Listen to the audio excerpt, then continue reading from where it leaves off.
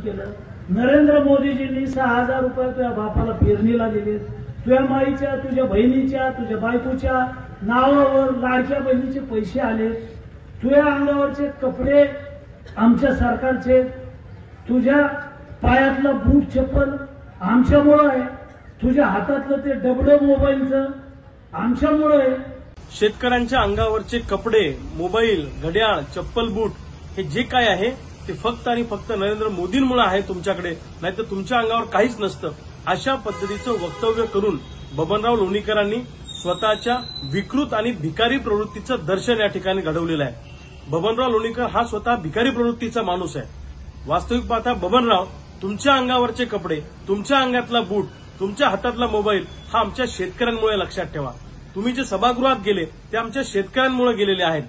तुम्ही जे काय रोज अन्न खाता ना, तुमची बायको, तुमचे पोरं, तुमचा परिवार जे काही जेवण करतो ना, हे आमच्या शेतकऱ्याच्या घामातून आलेलं, लक्षात ठेवा।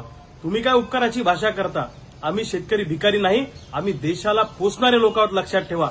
शेतकऱ्यांचा अपमान करण्याचा कुठलाही नैतिक अधिकार तुम्हाला नाहीये, परंतु सत्तेचा माज आणि पैशाची मस्ती बबनराव लोणीकरांना आलेली आहे आणि मुळातच सत्ताधाऱ्यांच्या विकृत मनोवृत्तीचं दर्शन बबनराव लोणीकरांच्या वक्तव्यातून दिसतं आहे। शेतकऱ्यांची माफी बबनराव लोणीकरांनी मागितली पाहिजे आणि इथून पुढे जर का बबनराव तुम्ही अशा पद्धतीचं वक्तव्य करून शेतकऱ्यांचा अपमान कराल तर तुम्ही लोणीकर आहात, पण मी तुपकर आहे, लक्षात ठेवा।